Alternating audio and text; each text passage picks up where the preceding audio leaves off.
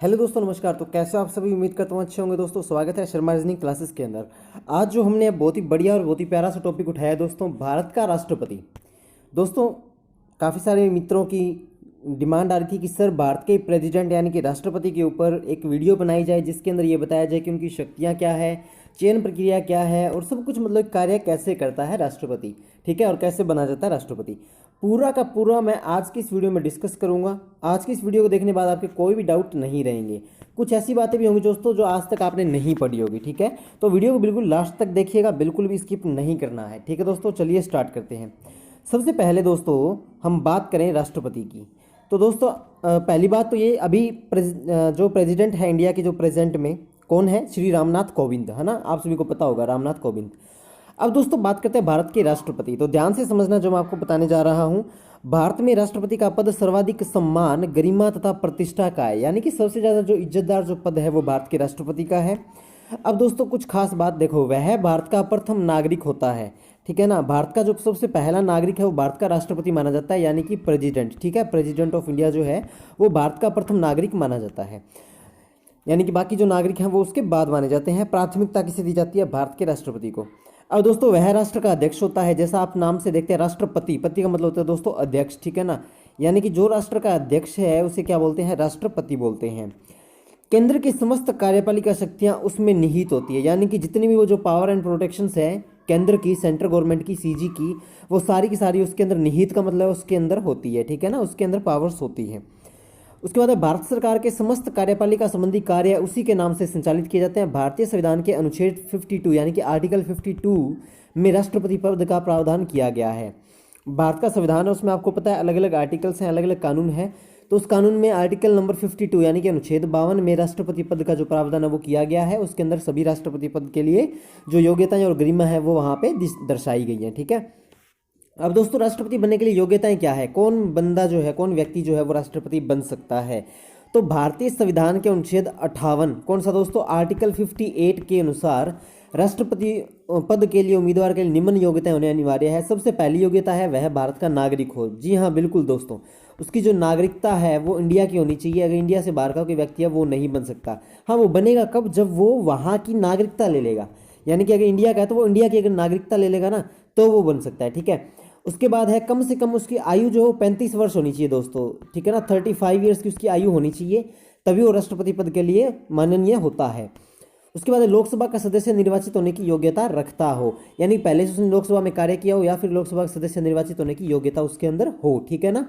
तो ये उनकी जो है वो प्रावधान है। उसके बाद है भारत या राज्य सरकार के अधीन किसी लाभ के पद पर आसीन नहीं हो। ये क्या है दोस्तों? इसका मतलब समझे आप? लाभ के पद पर आसीन, इसका मतलब है अगर यदि आपको राष्ट्रपति बनना है तो कोई भी आप गवर्नमेंट जॉब में नहीं होने चाहिए, ठीक है ना। अगर आप गवर्नमेंट जॉब में हैं तो आप उस पद के लिए कारगर साबित नहीं होंगे। लाभ का पद मतलब ये होता है कि आप अगर गवर्नमेंट के अधीन कार्य कर रहे हैं, या वो सेंट्रल गवर्नमेंट हो या आप स्टेट गवर्नमेंट के, मतलब कोई भी अगर सरकारी विभाग में कार्यरत है तो आपको राष्ट्रपति पद के चुनाव के लिए निर्वाचन नहीं दिया जाएगा, ठीक है ना। परंतु राष्ट्रपति, उपराष्ट्रपति, राज्यपाल, संघ व राज्य के मंत्री लाभ के पद पर नहीं माने जाते हैं, ठीक है ना। ऐसा नहीं है कि मतलब प्रधानमंत्री है, उपराष्ट्रपति है, ये ऐसा माना जाएगा ये भी सरकारी बंदे हैं, नहीं। ये जो है ये अलग आते हैं। देखो, एक होता है डेमोक्रेट, एक होता है ब्यूरोक्रेट, ठीक है ना। डेमोक्रेट होते हैं नेता, ब्यूरोक्रेट होते हैं अधिकारी। तो अगर आप अधिकारी हैं तो आप निर्वाचन के लिए योग्य नहीं हैं। अगर आपको नेता है ना, नेता लोग जो है वो राष्ट्रपति पद के लिए आवेदन कर सकते हैं, ठीक है ना। तो अतः उन्हें राष्ट्रपति पद का उम्मीदवार बनाया जा सकता है, यानी कि जो राष्ट्रपति, उपराष्ट्रपति, राज्यपाल, संघ एवं राज्य के जो मंत्री हैं वो राष्ट्रपति पद के उम्मीदवार होते हैं, ठीक है ना। अब दोस्तों क्या है, राष्ट्रपति उम्मीदवार के लिए निर्वाचक मंडल के 50 सदस्य प्रस्तावक के रूप में तथा 50 सदस्य अनुमोदन के रूप में आवश्यक माने जाते हैं। 100 टोटल सदस्य लिए जाते हैं दोस्तों। 50 सदस्य प्रस्तावक यानी कि प्रेजेंटेटर और 50 सदस्य अनुमोदन यानी कि सुधारक, इनके रूप में माने जाते हैं, ठीक है ना।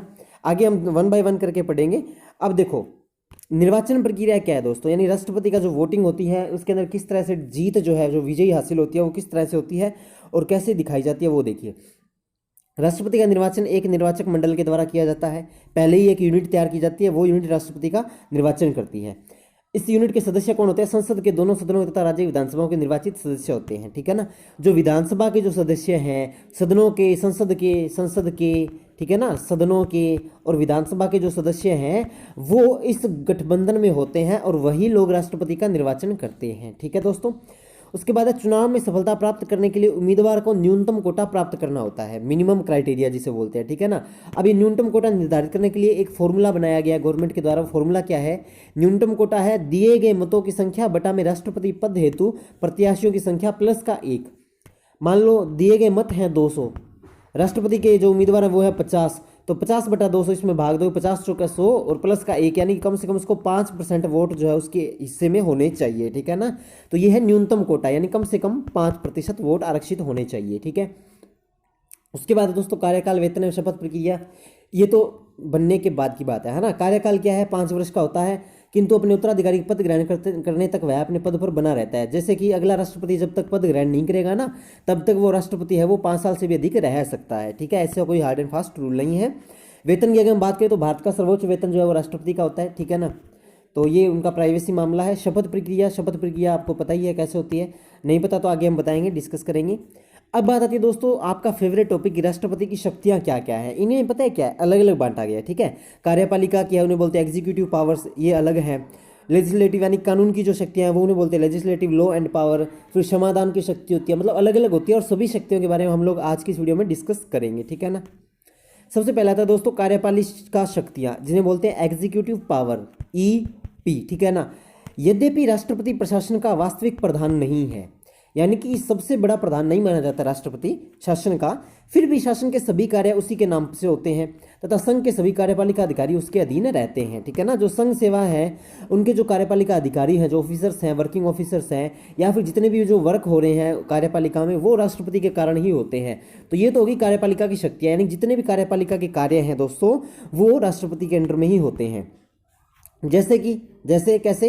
राष्ट्रपति कार्यपालिका शक्ति का प्रयोग मंत्रिपरिषद, जिसका प्रधान प्रधानमंत्री है, की सलाह पर करेगा, ठीक है ना। शक्ति का प्रयोग किस पे करेगा? मंत्रिपरिषद पे करेगा। और ये मंत्रिपरिषद कौन सी होगी? जिसका जो प्रधान है वो प्रधानमंत्री है, ठीक है ना, उनकी सलाह पर करेगा। 42वें संविधान संशोधन अधिनियम द्वारा राष्ट्रपति मंत्रिपरिषद की सलाह मानने के लिए बाध्य कर दिया गया है। यानी कि 42वां जो संविधान संशोधन हुआ था, ठीक है ना, कॉन्स्टिट्यूशन इंप्रूवमेंट हुआ था, उसके अंदर राष्ट्रपति को ये बाध्य कर दिया गया है कि वो मंत्रिपरिषद के लोगों की सलाह माने, ठीक है ना, उनसे सलाह मशवरा करे कोई भी कार्य करने के लिए। अब दोस्तों कार्यपालिका में शक्ति आती है कि राष्ट्रपति इन्हें नियुक्त करने की शक्ति है। राष्ट्रपति किन किन को नौकरी पे मतलब नियुक्त कर सकता है? पहला है प्रधानमंत्री को, फिर है मंत्रिपरिषद के अन्य मंत्रियों को वो नियुक्त कर सकता है। भारत का जो महान्यायवादी होता है, जो जस्टिस होता है CJI, उनको वो नियुक्त कर सकता है। नियंत्रक, महालेखा परीक्षक, ये जो ऑफिसर्स होते हैं इनको राष्ट्रपति नियुक्त करता है। उच्चतम न्यायालय के न्यायाधीश यानी जो जस्टिस होते हैं उनको राष्ट्रपति नियुक्त करता है। राज्यों के जो राज्यपाल हैं, ठीक है ना, राज्यपाल जो है गवर्नर, उन्हें भी राष्ट्रपति नियुक्त करता है, ठीक है ना दोस्तों। तो इन लोगों को नियुक्त करने की जो शक्ति है वो कार्यपालिका शक्ति एग्जीक्यूटिव पावर के अंतर्गत राष्ट्रपति को दी गई है, ठीक है ना। इसके अलावा किस किस को कर सकता है? उच्च न्यायालय के न्यायाधीश, हाईकोर्ट के जस्टिस को कर सकता है। संघ लोक सेवा आयोग यानी UPSC के जो अध्यक्ष और सदस्य हैं उनको वो निर्वाचित कर सकता है। वित्त आयोग के अध्यक्ष को राष्ट्रपति द्वारा निर्वाचित किया जाता है। मुख्य तथा अन्य आयुक्त इत्यादि जो ऑफिसर्स होते हैं उन्हें भी राष्ट्रपति द्वारा नियुक्त किया जाता है, ठीक है ना।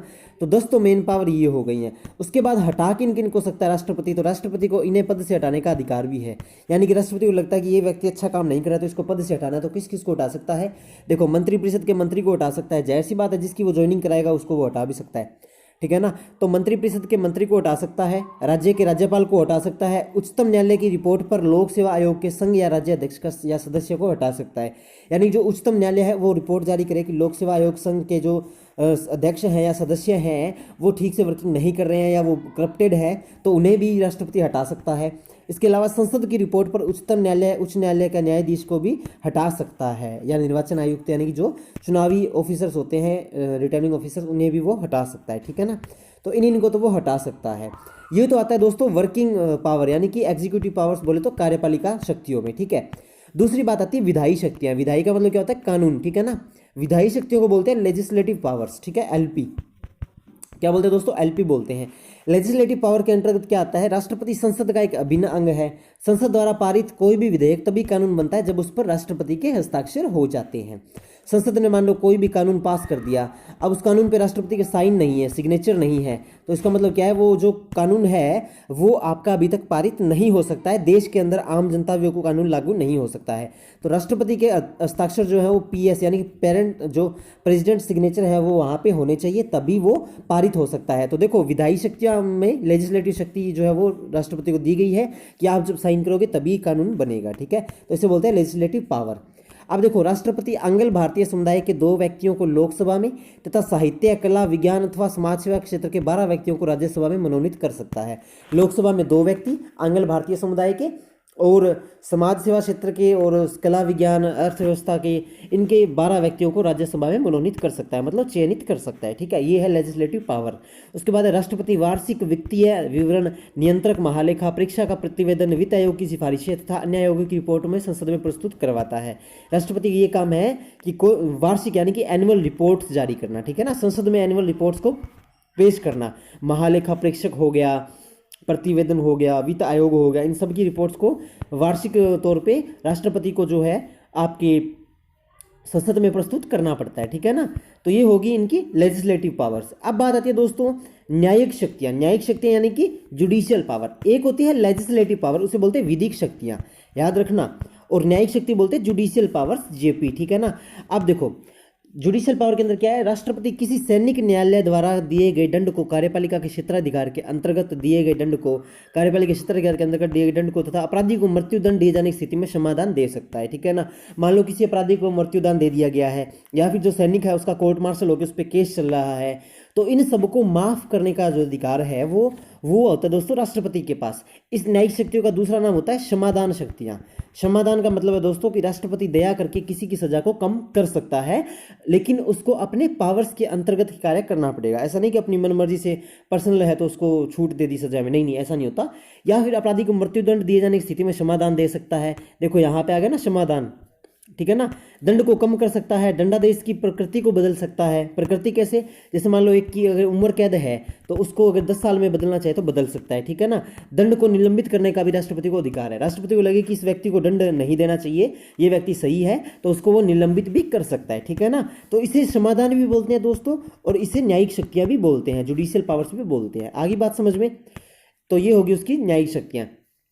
उसके बाद अब आती है दोस्तों सैन्य शक्ति यानी कि मिलिट्री पावर्स। जो आर्मी एंड डिफेंस है उसकी जो पावर्स है वो क्या है कि राष्ट्रपति तीनों सेनाओं का सर्वोच्च सेनापति होता है, यानी तीनों सेनाएं उसके अंडर में होती है। 3 सेनाएं कौन सी है वो भी मैं आपको बता दूं, जल सेना, थल सेना और वायु सेना, ठीक है ना। Indian navy, Indian air force and Indian military army, ठीक है ना।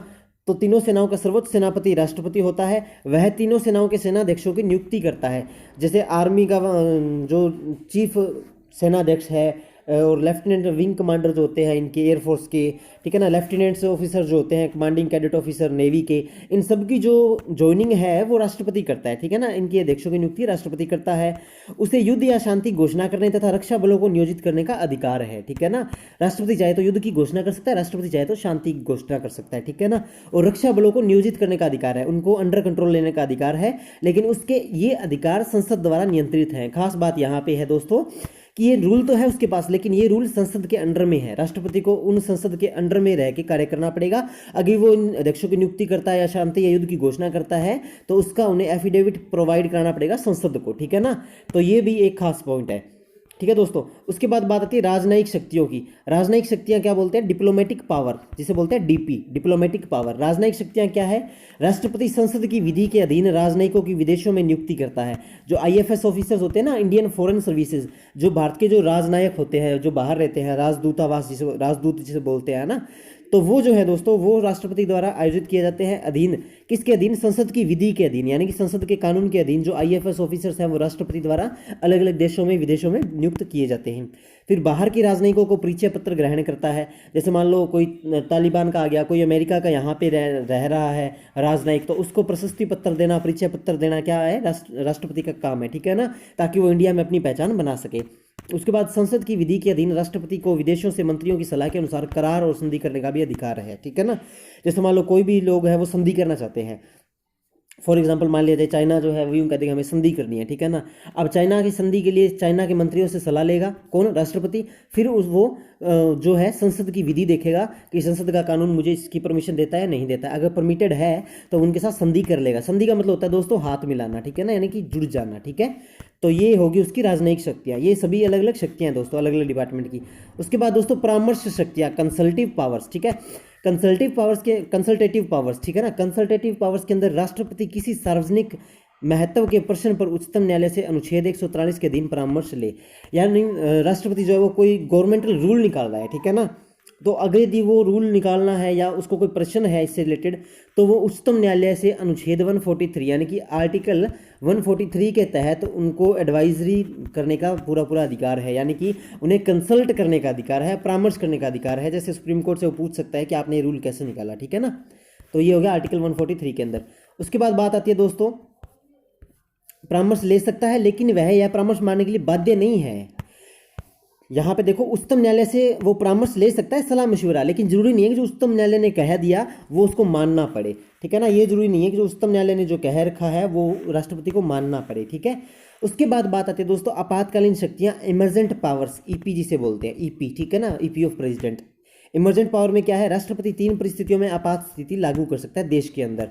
कौन कौन सी स्थिति है, पहली स्थिति है दोस्तों युद्ध, बाह्य आक्रमण या सशस्त्र विद्रोह से यदि भारत या उसके किसी बाकी सुरक्षा संकट में हो। जैसे मान लो या तो भारत की सुरक्षा संकट में है, सिक्योरिटी, ठीक है, किसकी वजह से, बाहर से कोई मान लो युद्ध हो रहा है दूसरे देश से, या फिर भारत के कोई राज्य की सुरक्षा जो है वो संकट में है, तो उस समय में आपातकालीन शक्तियों का उपयोग राष्ट्रपति कर सकता है और देश में आपातकाल लागू कर सकता है, ठीक है। उसके बाद 44वें संशोधन द्वारा आंतरिक अशांति के स्थान पर सशस्त्र विद्रोह शब्द जोड़े गए, ठीक है ना। और इस सशस्त्र विद्रोह के अंदर भी जो है आपातकाल की घोषणा राष्ट्रपति कर सकता है। 44वां संशोधन हुआ था, उसके अंदर बताया गया था कि आंतरिक शांति अशांति अगर देश में होती है तो आप आपातकालीन लागू कर सकते हो। इसके अलावा अनुच्छेद 20 तथा 21 में दिए गए मौलिक अधिकार आपातकाल में भी स्थगित नहीं किए जाएंगे। हाँ, जो आर्टिकल 20 और 21 में जो मौलिक अधिकार दिए गए हैं ना नागरिकों को, वो आपातकालीन स्थितियों में भी लागू रहेंगे। इसकी पावर भी प्रेसिडेंट के पास होती है, ठीक है ना। आगे बात समझ में। उसके बाद दोस्तों भारत में वर्ष 1962 में चीनी आक्रमण, 1965 तथा 1971 में पाकिस्तान आक्रमण के समय और वर्ष 1975 में आंतरिक अशांति के आधार पर आपातकाल की घोषणा की गई थी, ठीक है ना। तो देखो भारत में इमरजेंट पावर्स का इस्तेमाल कब किया था प्रधानमंत्री और राष्ट्रपतियों ने, देखो 1962 में किया जब चीनी आक्रमण हुआ था। अब आपको समझ में आ जाएगा कैसे यूज़ की जाती है ना। देखो 1962 में चीनी आक्रमण हुआ, प्रेसिडेंट को लगा कि इंडिया को खतरा है, उन्होंने आपातकाल लागू कर दिया। 1965 और 1971 में पाकिस्तानी आक्रमण हुआ और 1975 में आंतरिक अशांति यानी देश के अंदर हमले हुए, अशांति हुई, जिसके तहत उन्हें आपातकाल की घोषणा करनी पड़ी, ठीक है ना। तो यहाँ पे उनकी कौन सी इमरजेंट पावर का इस्तेमाल किया जाता है। जैसे कि अलग अलग फील्ड का कोई मुद्दा है ना दोस्तों, तो अलग अलग पावर्स उनको दी गई है, उनका उसे इस्तेमाल करना पड़ता है। जैसे संसद ने कोई कानून पारित कर दिया तो उसके अंदर वो लगाएगा एलपी, राष्ट्रपति लगाएगा एलपी, लेजिस्लेटिव पावर्स, ठीक है ना, विधि कानून, ठीक है, इस तरह से होता है। आगे बात समझ में। अब किसी राज्य या प्रशासन संविधान के अनुरूप न चलने पर या संवैधानिक तंत्र असफल हो जाने पर भी वो जो है आपातकाल की घोषणा कर सकता है, या फिर जब भारत या उसके किसी भाग में वित्तीय स्थायित्व संकट में हो। अनुच्छेद 360 यानी आर्टिकल 360 क्या कहता है, अगर वित्तीय भाग जो है, वित्तीय स्थायित्व, इकोनॉमिकल कंडीशन जो भारत की है वो जब संकट में हो तो वो लागू कर सकता है आपातकाल। या फिर परिस्थिति में मंत्रिमंडल की सिफारिश पर, यानी कि कोई भी परिस्थिति है उसके अंदर मंत्रिमंडल ये कहे कि सर अब हमें आपातकाल लागू कर देना चाहिए, तो उसके अंदर उसको आपातकाल लागू करने की इजाज़त है, ठीक है दोस्तों। ये थी टोटल निचोड़ दोस्तों, ठीक है ना। पूरी वीडियो में आपको पूरा निचोड़ के बता दिया है कि राष्ट्रपति क्या होता है, क्या क्या उसके रूल एंड रेगुलेशन है, कैसे उसको निर्वाचित किया जाता है, उसकी अलग अलग पावर्स क्या है, ठीक है दोस्तों। काफ़ी मेहनत लगती है दोस्तों वीडियो बनाने में, आपका सपोर्ट बनाए रखो, ठीक है ना।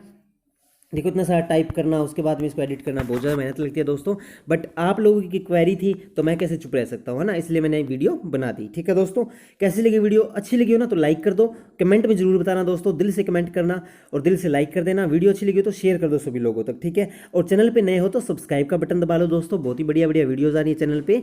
अगर आप गवर्नमेंट एग्जाम्स की तैयारी कर रहे हैं तो बहुत ही बेनिफिशियल है। और सब्सक्राइब का बटन दबाने के बाद साइड में जो बेल आइकन होता है उसे भी आप दबा लो, उससे क्या होगा, उससे आपको वीडियोज़ की नोटिफिकेशन मिलती रहेगी। इसके अलावा दोस्तों प्लेलिस्ट हैं चैनल पे अलग अलग, वो भी आप देखते रहिए, ठीक है। तो मिलते हैं दोस्तों नेक्स्ट वीडियो में।